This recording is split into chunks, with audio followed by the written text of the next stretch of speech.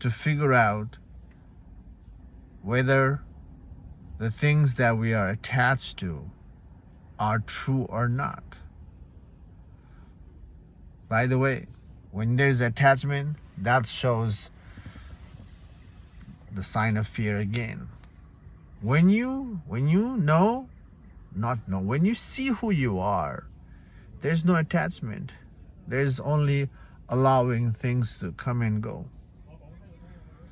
If there's a fun, you go through the fun, but you don't hold on to the fun.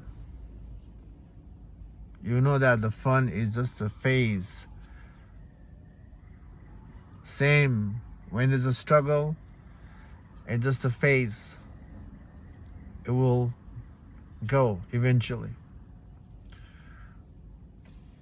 But when we are missing the truth of who we are, the scenario is different. The reality we are living is different, isn't it?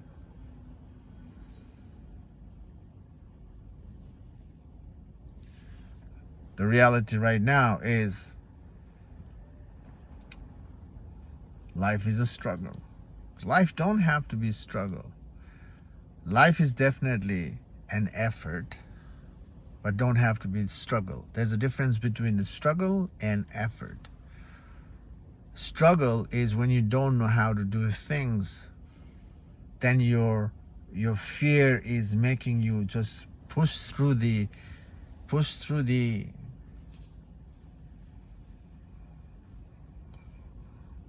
that certain experience and trying to get something out of that experience.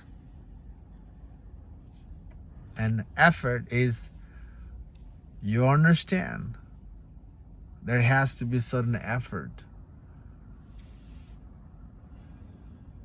to pulsate in life, to pulsate with the nature, to pulsate with people, everything around us. There has to be an effort. Some people have this idea that spiritual enlightenment is going to solve every problems in life. No, it won't.